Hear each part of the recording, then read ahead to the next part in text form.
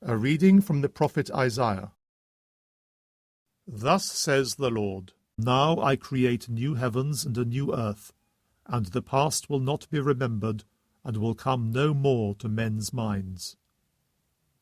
Be glad, and rejoice for ever and ever for what I am creating, because I now create Jerusalem joy, and her people gladness. I shall rejoice over Jerusalem, and exult in my people.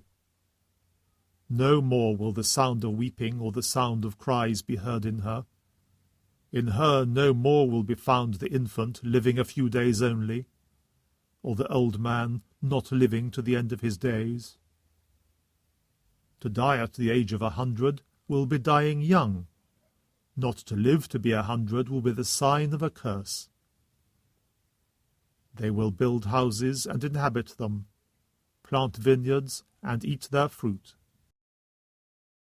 The Word of the Lord. A reading from the Holy Gospel according to John. Jesus left Samaria for Galilee. He himself had declared that there is no respect for a prophet in his own country, but on his arrival the Galileans received him well, having seen all that he had done at Jerusalem during the festival, which they too had attended. He went again to Cana in Galilee, where he had changed the water into wine.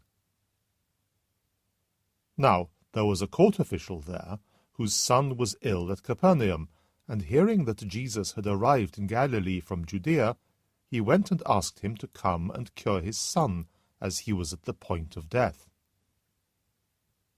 Jesus said, So you will not believe, unless you see signs and portents. Sir, answered the official, come down before my child dies.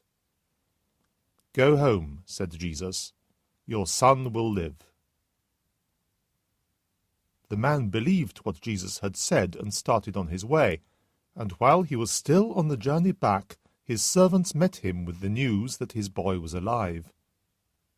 He asked them when the boy had begun to recover. The fever left him yesterday, they said, at the 7th hour. The father realized that this was exactly the time when Jesus had said, Your son will live, and he and all his household believed. This was the second sign given by Jesus, on his return from Judea to Galilee. The Gospel of the Lord.